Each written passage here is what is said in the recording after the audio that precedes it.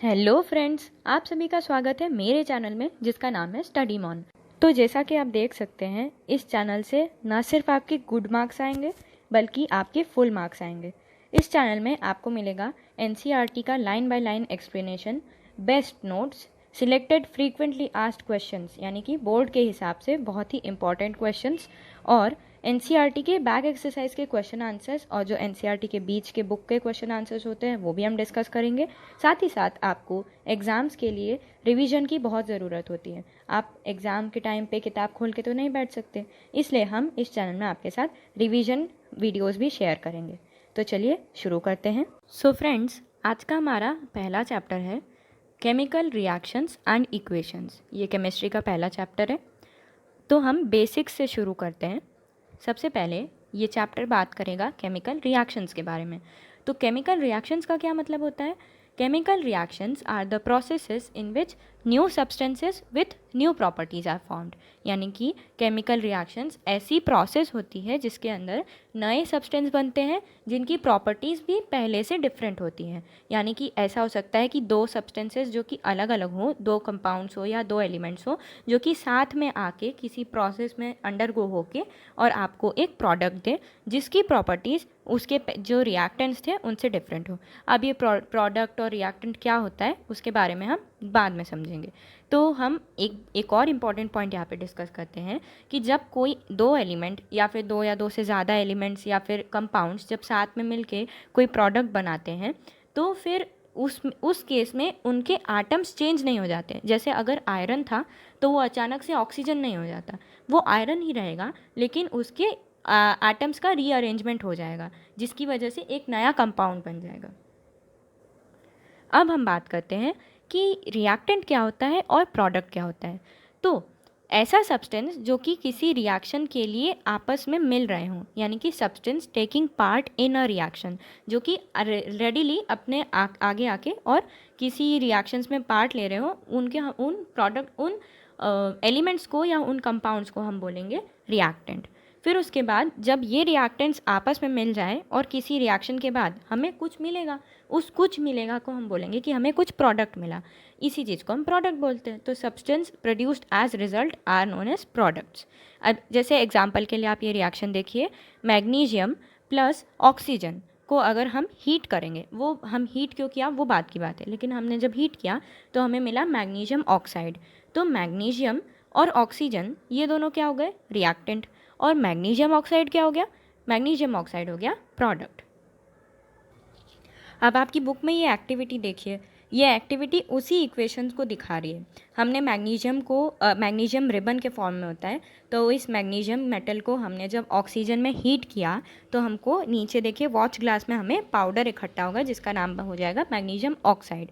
इसमें नोट करने वाली दो बातें ये हो जाएंगी कि ये जो मैग्नीशियम है जब ये ऑक्सीजन के कॉन्टैक्ट में आएगा तो ये बर्न होगा और ये डार्जलिंग वाइट फ्लेम के साथ बर्न होगा। यानी कि इसमें से जो आग निकलेगी वो लपटें बिल्कुल सफ़ेद होंगी और एकदम चमचमाती हुई रहेंगी। और ये जो मैग्नीशियम ऑक्साइड है ये पाउडर के फॉर्म में होगा। तो अब आप नोटिस करिए कि हमारा जो मैग्नीशियम रिबन था वो तो सॉलिड था और हमारी जो ऑक्सीजन थी वो तो गैस है। ये दोनों ने जब कंबाइन किया तो हमको एक पाउडर मिला, यानी कि सॉलिड मिला। तो ये चेंज ऑफ स्टेट भी हो रहा है एक तरीके से। तो हम इसके बारे में थोड़ी देर बाद डिस्कस करेंगे। अब देखिए, एक क्वेश्चन एग्ज़ाम्स में अक्सर पूछा जाता है 1 मार्क्स 2 मार्क्स में कि रिबन को बर्न करने से पहले इसे सैंड पेपर से रब क्यों किया? क्यों? Before burning the ribbon it is cleaned bye rubbing with sand paper, but why? इसलिए क्योंकि मैग्नीशियम ऑक्साइड की ऑलरेडी एक प्रोटेक्टिव लेयर उस रिबन के ऊपर बनी हुई रहती है। यानी कि ये जो मैग्नीशियम रिबन है ये ऑलरेडी एक बार तो हवा के साथ कांटेक्ट में आया होगा, तो उसके ऊपर एक प्रोटेक्टिव लेयर जम गई होगी मैग्नीशियम ऑक्साइड की। इस लेयर को अगर ये लेयर ऑलरेडी रिबन के ऊपर है और फिर हम इसे ऑक्सीजन से रिएक्ट करवा रहे हैं तो वो रिएक्ट नहीं करेगा, इसलिए हमें इसे रब करके हटाना पड़ेगा ताकि हमें फ्रेश मैग्नीशियम मिल जाए जिससे कि हम हमारे ऑक्सीजन को रिएक्ट करवा सकें। ओके, नाउ हम चलते हैं अगली बात पे। एग्जाम्पल क्या हो जाएंगे केमिकल रिएक्शंस के? कोई पूछ सकता है कि मैम बताइए एग्जाम्पल क्या होंगे। तो इसके कुछ एग्जाम्पल्स मैंने लिस्ट आउट किए हैं। पहला है सोरिंग ऑफ मिल्क, यानी कि दूध खट्टा हो जाए, जैसे दही जम जाए तो। फिर दूसरा कि कुकिंग ऑफ फूड, तो आपका फूड कैसा था, चावल देखिए कैसा था, दाल कैसी थी, अब वो बन के कैसे हो गए हैं, तो वो भी एक केमिकल चेंज हुआ है, एक केमिकल रिएक्शन टेक प्लेस की गई है। उसके बाद डाइजेशन ऑफ फूड, आपने जिस तरीके से खाना खाया, आपके खाना खाने के पहले जिस स्टेट में खाना था और खाना खाने के बाद आपके पेट में डाइजेशन हुआ, ये जो प्रोसेस है ये भी केमिकल रिएक्शन है। फिर उसके बाद आयरन, आयरन की जो जंग लग जाती है यानी कि रस्टिंग ऑफ आयरन, ये भी एक केमिकल रिएक्शन है। फिर फ्यूल बर्निंग, यानी कि आप पेट्रोल जला रहे हैं या आप डीजल यूज़ कर रहे हैं, ये भी एक केमिकल रिएक्शन है, कंबशन हम कह सकते हैं। फिर उसके बाद फ्रूट राइपनिंग, यानी कि एक सीड से फ्रूट हुआ और फ्रूट जो है वो राइपन हो गया यानी कि पक गया, तो फ्रूट पकना भी एक केमिकल रिएक्शन है। ऐसी ही बहुत सारी केमिकल रिएक्शंस आप अपने आसपास देख सकते हैं। अब हम हमारे पॉइंट 2 पे आते हैं, जो कि है कैरेक्टरिस्टिक्स ऑफ केमिकल रिएक्शन, यानी कि जब कोई केमिकल रिएक्शन होती है तो हम कैसे देख सकते हैं, किन बातों से, जो हमें अगर कुछ की पॉइंट्स हमें पता हो तो हम उससे पता लगा सकते हैं कि अरे ये रिएक्शन तो हुई है। तो इसके लिए कुछ पॉइंट्स हैं यहाँ पे, 5 पॉइंट्स मेन होते हैं। पहला, इवोल्यूशन ऑफ अ गैस, यानी कि अगर कोई गैस इवोल्यूट हुई है, यानी कि किसी गैस का निकलना हमें ये बात बताता है कि कोई केमिकल रिएक्शन टेक प्लेस हुई है। दूसरा पॉइंट क्या है, फॉर्मेशन ऑफ प्रेसिपिटेट। देखिए प्रेसिपिटेट क्या होता है, ऐसा सॉलिड प्रोडक्ट इनसॉल्यूबल जो कि रहे, मतलब कि जो पानी में न घुल पाया, पानी नहीं मतलब किसी लिक्विड में न घुल पाया हो और वो सॉलिड ही रह गया हो, तो इस सॉलिड प्रोडक्ट जो रहेगा वो नीचे बैठ जाएगा। जैसे आपने शक्कर ज़्यादा घोल दी पानी में या आपने चौक पीस के डाल दी पानी में, तो वो नीचे बैठ जाएगी। तो जब वो नीचे बैठ जाएगी तो ये एक प्रेसिपिटेट का ही काम करेगी। तो ऐसा solid product which separates out from the solution during chemical reaction. तो अगर कोई केमिकल रिएक्शन हो रही है, उसको अगर आपको चेक करना है कि अरे ये हुई है कि नहीं, मतलब आपको खुद से सोचना है कि ये हुई है कि नहीं, तो आप उसमें देख सकते हैं कि ये जो प्रेसिपिटेट बना कि नहीं उसमें, या फिर उसमें कोई कलर चेंज हो गया क्या, या उसका टेम्परेचर ठंडे से गर्म हो गया या गर्म से ठंडा हो गया क्या, या फिर उसकी स्टेट चेंज हो गई। स्टेट चेंज होना यानी कि था वो पहले सॉलिड, उसके बाद वो लिक्विड में चेंज हो गया। या फिर वो जैसे आपकी आइस है, ठीक है, अब आइस को अगर आपने गैस पे हीट कर दिया तो वो वाटर में चेंज हो गया यानी कि लिक्विड स्टेट में आ गया, तो इसका सॉलिड स्टेट से लिक्विड स्टेट में चेंज हो गया। अगर आप उसको थोड़ा और हीट कर देंगे तो वो किस में चेंज हो जाएगा, गैसियस स्टेट में चेंज हो जाएगा। तो इन तीनों, ये जो स्टेट चेंज हुई है, ऐसे इससे भी आप पता लगा सकते हैं कि क्या केमिकल रिएक्शन हुई है या नहीं हुई है। तो फ्रेंड्स, अब हम देखते हैं इन रिएक्शंस के एग्जांपल्स। पहला है, मैंने आपको बताया था कि पहली कैरेक्टरिस्टिक थी गैस इवोल्यूशन। इसका रिएक्शन एक एग्जांपल के तौर पे है कि जिंक के साथ में हमने डाइल्यूट सल्फ्यूरिक एसिड को रिएक्ट करवाया तो हमको मिलेगा जिंक सल्फेट, और साथ में मिलेगा हमको हाइड्रोजन गैस जो कि इवॉल्व होके निकल जाएगी बाहर, ठीक है। तो ये वाली जो रिएक्शन है वो आपकी फ़र्स्ट एक्टिविटी की है, मतलब आपकी फ़र्स्ट एक्टिविटी में यही रिएक्शन होती है। फिर आपको सेकेंड कैरेक्टरिस्टिक था प्रेसिपिटेट फॉर्म होना। तो इसमें क्या है, अगर हम ज़्यादा शुगर, एक्सेस शुगर अगर हम पानी में डाल देंगे तो हमको शुगर सॉल्यूशन मिलेगा और हमको शुगर प्रेसिपिटेट मिलेगा, ठीक है, जो कि दर्शाएगा कि यहाँ पे एक केमिकल रिएक्शन हुई है। फिर उसके बाद कलर में चेंज कैसे हम पता कर सकते हैं, जैसे आप देखिएगा, अगर आपने हल्दी लिया, टर्मरिक लिया, और उसके ऊपर आपने थोड़ा सा सोप सॉल्यूशन बस डाल दिया, सर्फ सोप सॉल्यूशन, कुछ भी डिटर्जेंट वगैरह आपने डाला, तो जो टर्मरिक का येलो कलर था वो चेंज हो जाएगा रेड कलर में, वो देखिए। तो ये भी अगर आप करके देखिए तो देखिएगा ये भी एक केमिकल रिएक्शन ही है। ऐसा क्यों हुआ वो हम चैप्टर 3 में देखेंगे। फिर टेम्परेचर चेंज, अब टेम्परेचर चेंज कैसे, ये वाली रिएक्शन भी आप अभी कुछ पे जो बात देखेंगे कि कैल्शियम ऑक्साइड को हम क्विकलाइम भी बोलते हैं, ये बात याद रखिएगा, बहुत इंपॉर्टेंट है।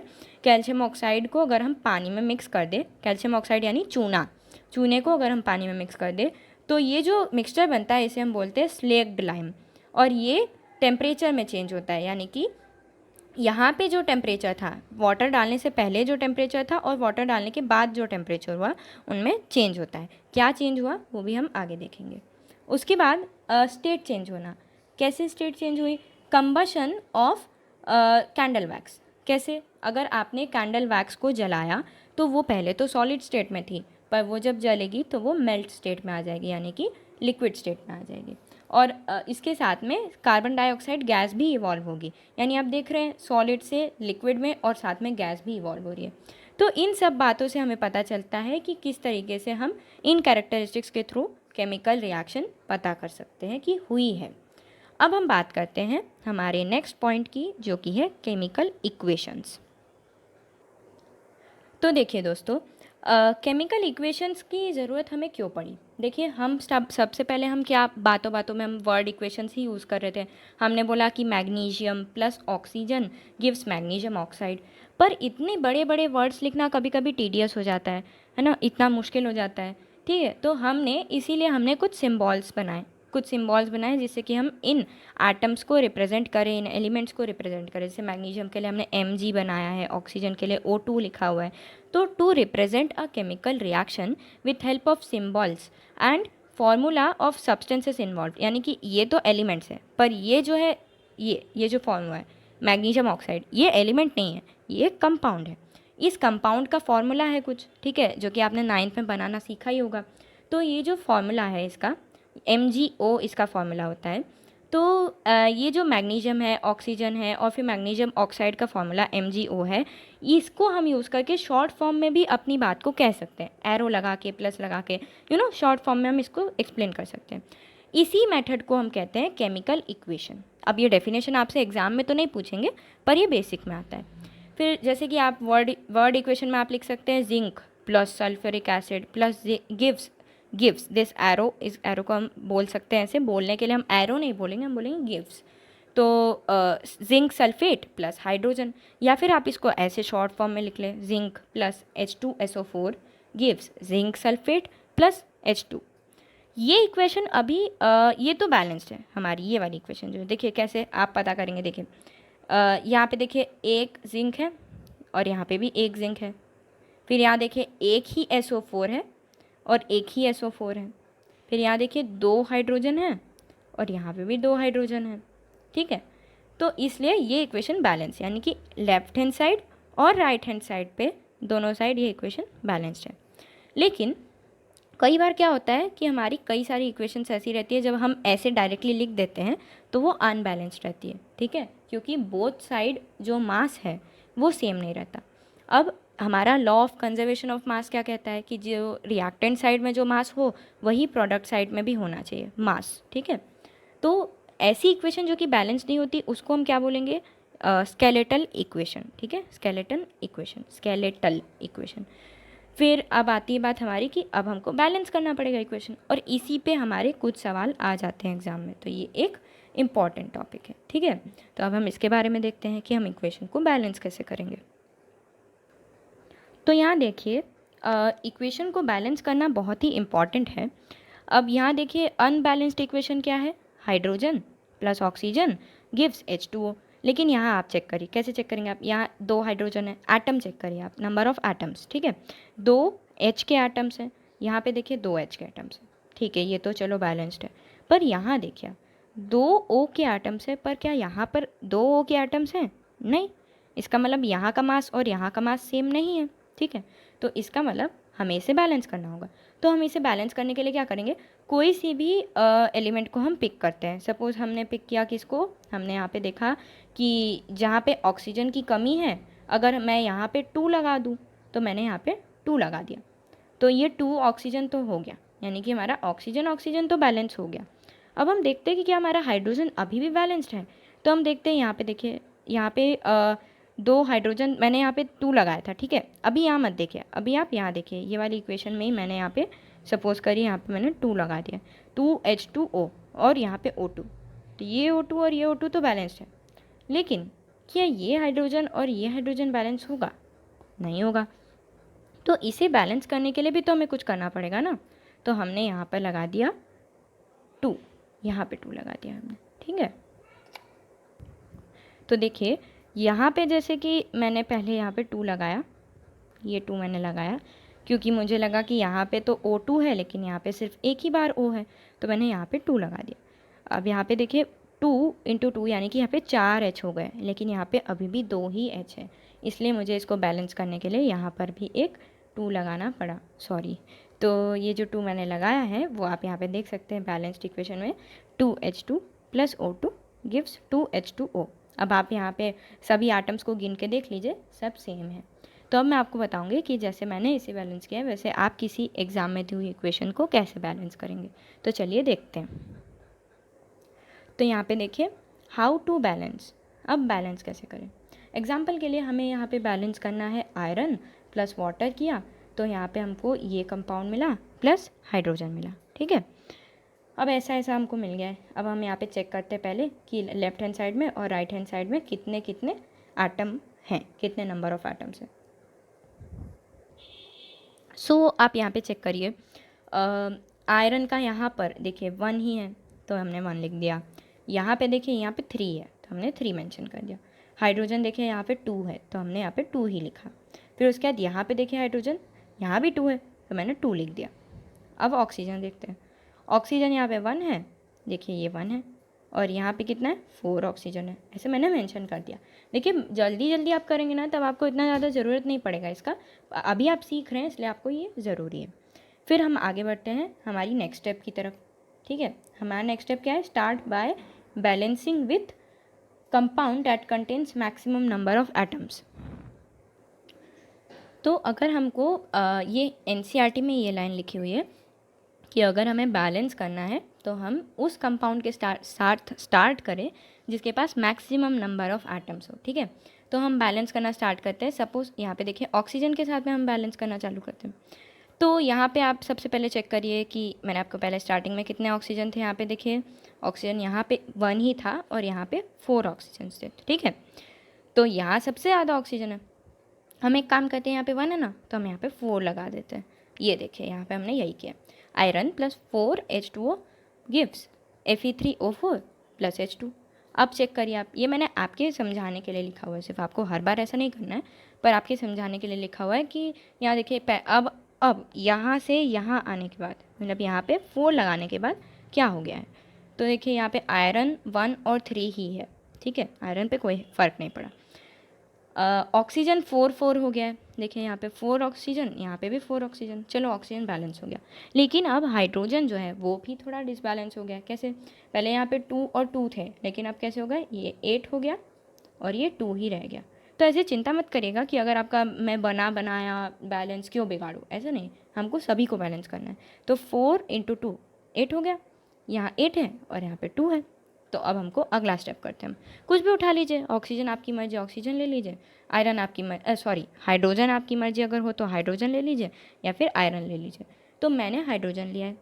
हाइड्रोजन में मैंने क्या किया, हाइड्रोजन एटम को मैंने सोचा कि यहाँ पे 8 है और यहाँ पे 2 है, तो अगर मुझे इस 2 को 8 बनाना, देखिए 8 को तो मैं 2 नहीं बना सकती हूँ हाँ 1/4 लगा के, लेकिन मैं चाहती हूँ कि मेरा 2 जो है वो 8 बन जाए। तो मैं क्या करूँगी, इसको मैं 4 से मल्टीप्लाई कर दूँगी इस हाइड्रोजन को, ठीक है। बिल्कुल कंफ्यूज मत होइएगा, धीरे धीरे देखिए आप। आयरन के साथ में 4 H2O हो गया है, यहाँ पे इतना तो सेम है, हमने यहाँ पर एक 4 लगा दिया, ठीक है। अब आप चेक करिए 4 H2 और ये 4 H2 यानी कि 8 हाइड्रोजन और 8 हाइड्रोजन दोनों साइड बराबर है, और यहाँ पे 4 ऑक्सीजन है, ठीक है, यहाँ पे भी 4 ऑक्सीजन है। बचा क्या, आयरन यहाँ पे 3 है, यहाँ 1 है, कुछ नहीं करना, यहाँ पे 3 लगा दीजिए, जो कि मैंने यहाँ पे किया है, ये देखिए 3 लगाया हुआ है। तो ये देखिए आपकी इक्वेशन हो गई बैलेंस्ड, ठीक है। कैसे, यहाँ पे 3 Fe plus 4 H2O gives Fe3O4 plus 4 H2। आप इसको चेक भी कर सकते हैं दोनों साइड में गिन गिन के, ठीक है। तो ये आपकी इक्वेशन बैलेंस हो गई। इसी टाइप से आप बाकी इक्वेशंस को भी बैलेंस कर सकते हैं, ठीक है। तो आप देखिए अब हम एक लास्ट चीज़ और इस लेक्चर में कवर कर रहे हैं, उसके बाद का जो हमारा सेकंड हाफ होगा वो हम नेक्स्ट लेक्चर में कवर करेंगे। तो अगर जैसे आपने इक्वेशन तो बना दी, आपने वर्ड इक्वेशन से चेंज करके उसको सिंबॉलिक फॉर्म में इक्वेशन बना दी, लेकिन अगर मैं चाहूँ कि मैं इसके बारे में और ज़्यादा डिटेल जो पढ़ रहा है उसको दे पाऊँ, तो मैं इसमें क्या ऐड कर सकती हूँ। देखिए मैं ये बता सकती हूँ कि मैं उसकी फ़िज़िकल स्टेट को बता सकती हूँ। तो फिज़िकल स्टेट कैसे बताएंगे आप वो गैशियस है या लिक्विड है या सॉलिड है या एक्वस है। एक्वस और लिक्विड में क्या अंतर होता है, लिक्विड यानी कि पानी हो गया या जो एक ही टाइप का है, जैसे पेट्रोल हो गया वो भी लिक्विड है। लेकिन एक्वस क्या हुआ, आपने शक्कर को पानी में घोल दिया तो वो क्या हो गया, एक सॉल्यूशन है। तो किसी सॉल्यूशन मतलब कोई सॉलिड को अगर आपने पानी में घोल दिया है तो वो क्या बन जाएगा, एक्वस, ठीक है। और लिक्विड क्या है, सिंपल वाटर, ठीक है। ये थोड़ा सा इसमें डिफरेंस था। तो जैसे गैशियस हो गया कि उसके लिए हमने यूज़ किया जी सिंबल, फिर लिक्विड के लिए एल सिंबल, ठीक है, और सॉलिड के लिए छोटा वाला एस सिंबल, एक्वस के लिए ए क्यू, ठीक है। तो जैसे ये इक्वेशन है मेरे पास, ये जो इक्वेशन है मेरी, इस इक्वेशन बैलेंस की हुई, इसमें भी आप देख सकते हैं, देखिए मैंने यहाँ पे आयरन जो है वो सॉलिड में है, ठीक है, ये देखिए ये सॉलिड है, आयरन सॉलिड होता है। मेरा वाटर जो है इस वाले इक्वेशन के लिए ये गैशियस फॉर्म में, ठीक है, स्टीम, गैशियस मतलब वाटर स्टीम में है। फिर उसके बाद ये देखिए ये जो मेरा कंपाउंड है ये सॉलिड स्टेट में है, और ये जो मेरा हाइड्रोजन गैस निकलेगी वॉल ऑफ कोर्स गैस है वो। अब देखिए और भी आप डिटेल्स यहाँ पे प्रोवाइड कर सकते हैं, जैसे कि टेम्परेचर हो गया, प्रेशर हो गया, या कैटलिस्ट हो गया। कैटलिस्ट मतलब क्या, कि ऐसा कंपाउंड जिसकी वजह से आपकी रिएक्शन जल्दी हो गई हो, जल्दी मतलब कि बिना उसके प्रोडक्ट के साथ छेड़छाड़ किए वो रिएक्शन जल्दी हो गई हो, थोड़ी जो धीरे होती है वो स्पीड अप हो जाए। टेम्परेचर आप बता सकते हैं कितने केल्विन पे हुआ है, जैसे 373 केल्विन हो गया, या आप कह सकते हैं 25 डिग्री सेल्सियस पे मैंने ये रिएक्शन किए। प्रेशर आप बता सकते हैं 1 atm हो गया, 2 atm, 1 बार, 2 बार, ये प्रेशर के लिए होता है, ठीक है। आपकी एनसीईआरटी की बुक में भी लिखा हुआ है, मैं आपको बताती हूँ। ये देखिए आप यहाँ पे लिखा हुआ है writing symbols of physical state करके, यही वाली बात मैंने आपको समझाई है, बिल्कुल इसी एग्जाम्पल को लेके।